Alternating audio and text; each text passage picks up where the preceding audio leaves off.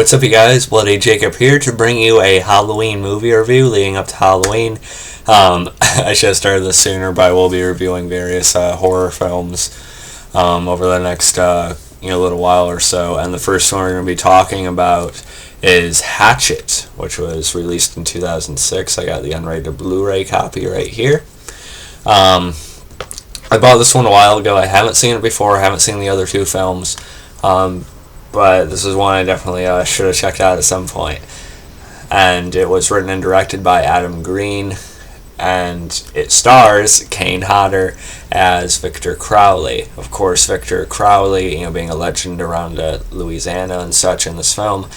And Kane Hodder, if you guys don't know, he played Jason in Part 7 of Friday the 13th, The New Blood, Part 8, Jason Takes Manhattan, 9, Jason Goes to Hell, and even Jason X.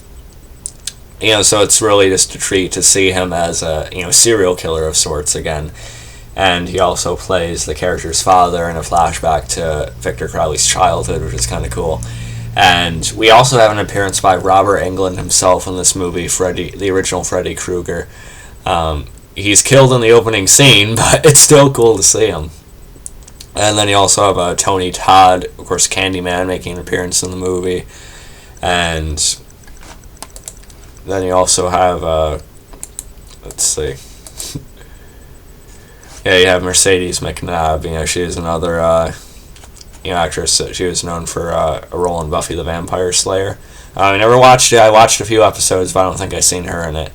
But, she played this, I think she was a porn star in this movie, who is taken around being filmed in the area by Joel Murray's character. And Joel Murray, he's been in a bunch of shows and movies. He was even in season 1 of Shameless. And he's done quite a bit of stuff. He was in 2.5 Men. He's done a lot of stuff. I'll just say that. And then so let's get into it. I did like this movie. Going into it, I was expecting something a little bit more like self-serious and such, but what this movie actually becomes isn't really what it's promoted in a way, because as you can see, it says the holy grail of slasher films. It's among the greatest slasher flicks of all time, the next icon of horror. So, I don't know, hearing things like that, I thought it was going to be a lot more self-serious, but it turns out to be sort of like a self-aware slasher film. And it actually has quite a bit of humor in it too. And after a certain point, you start taking it far less seriously, and it becomes something sort of enjoyable in its own, really. I'll explain to you the basic premise of it. Basically, there's this guy named Ben, and he recently had a falling out with his girlfriend, who he's been with for quite a few years. So his friends, including Marcus, played by Deon Richmond, as well as a couple others, they decide to take him out. They go to Mardi Gras in New Orleans and such. But, Ben isn't really interested in all the partying and stuff, so he decides he wants to go on this tour of the swamp, this haunted tour of the swamp, at night. And this is where they find about the legend of Victor Crowley. And then you have Tamara Feldman's character, Mary Beth. And I told you Robert Englund's character is killed in the opening scene. He's like a alligator hunter or something like that. And, of course, he and his son and Mary Beth's brother were killed in the beginning of the movie.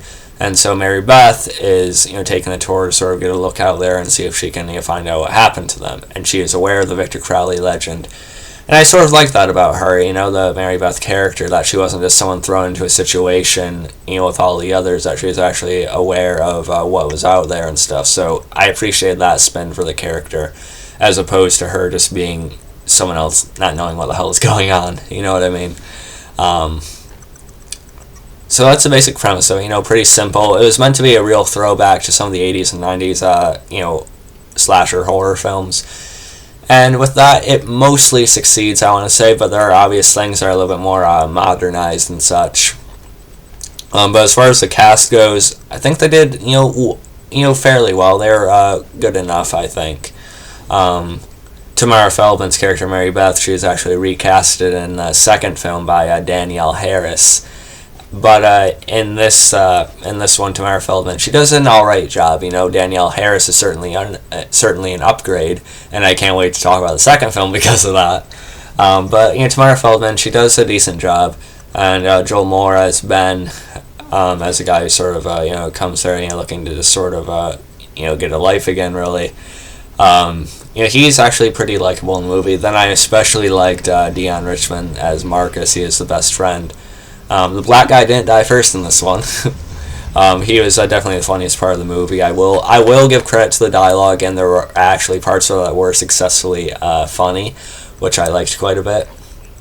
There's this particular moment where they're trying to draw Victor Crowley out, and they're just they're just yelling various insults and things like that back to back. And Marcus says something, and he just immediately cowers after he says, "Oh, okay, I'm trying to draw him out, but I don't want him to come my way." It's like, oh. I don't know, I'm not doing it justice, but I thought that part was pretty funny. And the flashback to Victor Crowley, we get sort of a quick origin about him. And, we see that he actually had a good relationship with his father, as far as we know. And his father, ironically, in the flashback, is played by Kane Hodder, who actually plays, Victor Crowley in the present. But we find out that Victor Crowley is actually deformed, and thus he was picked on as a kid and such. And it was just him and his dad sort of just living alone. And one night, these kids, they come and they accidentally sort of set a fire to the cabin when they're trying to, prank him and scare him. And, lights the whole place on fire. His dad tries to get in to help him, but when he's trying to break down the door with a hatchet, which is sort of reminiscent of Kane Hodder's Jason Voorhees, his dad actually hits him in the face with a hatchet because he's pressed up right against the door when his dad's trying to bust it down. And, so then Victor Crowley supposedly dies, and his father sort of lives out the rest of his life just sort of blaming himself, just carrying this huge guilt with him not really seeing anyone anymore. Just sitting there until he died about 10 years later of a broken heart, supposedly. So it's actually pretty sad. And the one little shot we get of Kane Hodder sort of sitting there alone in the cabin, just seeing that guilt on him, it was actually fairly good acting, I thought. But the rest of the movie definitely doesn't take itself nearly as seriously. Like I said, it comes across very self-aware, and it really does feel like a big tribute to Jason Voorhees in a way. Especially with the way the whole origin went and such, with Kane Hodder trying to get into the cabin. And just the setup of it is very Friday the 13th-esque, I want to say. But, the humor, like I said, it does work, what's in the movie. I liked the spin on the Mary Beth character as opposed to, just her being a random girl thrown into it all. She's actually able to shoot a gun, to an extent anyway. And then, as far as the violence goes, there is quite a bit of gore in this movie. From what I've read, Adam Green actually had a bit of a tough time getting this into theaters. I think the other two films went straight to DVD, but I think this first movie went to theaters. But he had a hard time getting it past. Of course, for some reason I'm blanking out right now. Okay, let's just go to Hatchet 2 real quick. But yeah, the MPAA. He had a tough time getting it past them because they thought it was too much, and apparently there was stuff removed from the movie that should have been in it. I'm not sure how much was still included on the unrated cut, but what was in the movie is still pretty graphic for sure. It definitely had a lot of gore. The effects are actually pretty good. All of it was practical, from what I know anyway. And I think he actually had a promise not to use any CG in the movie, and if he did, it's not really noticeable. So that's a cool thing. But as far as the violence goes, as Adam Green said, it's really over the top. It's to the point where you can't take it overly seriously. And, that's sort of a mixed bag, Once I knew what the movie is, I did enjoy it more. That wasn't, really self-serious. But at the same time, I wish I could have taken it more seriously than I did, if that makes any sense. Because once we got to see how over the top all the violence was, I just wasn't, worried. I wasn't, as scared, really. Except I didn't really want to see the Marcus character get killed. But, he did. But, there's plenty of gruesome kills. There's this guy who gets his, shoulder cut, then he just gets, like, torn in half. There's, like, jaws that get just ripped apart. And, there's a head that literally gets twisted off. So there's things like that. But, it's enjoyable. But, I felt like it took away a little bit too much from being scared at all. There were a couple times when I jumped, I would say, but I think that was mainly because I had the volume turned up quite a bit, so this loud noise all of a sudden just sort of did it. The movie also ends on a cliffhanger, of course, Mary Beth and Ben, they end up having a bond together. They do get out on a boat, which was Robert Englund's boat at the beginning of the movie, and, I think they're safe, of course, but, Victor Crowley comes back up and pulls Mary Beth under, only to come up at Ben on the boat and take his arm off, probably killing him, and she comes up and they're just sort of, her and Victor Crowley are just sort of screaming at each other, and that's where the movie ends. And it's actually kind of cool because if you watch the 3 movies in together, and you don't watch the opening and end credits, it's actually one continuous story with no breaks really. So that's kind of cool. It does end on a big cliffhanger though, but luckily the 2 films are already out. But overall, I like this one. I don't think it was great, but I think it was definitely a watchable slasher flick once you realize what it is. Although I wish it was a little bit more. I wish I could have taken it more seriously than I did, though. I don't know. The style they went for is a bit of a mixed bag for me, but there is some fun dialogue in it. The characters are a little bit more likable than they are in other slasher flicks. I'm looking forward to seeing the other 2 films, especially with Danielle Harris, as great as she is.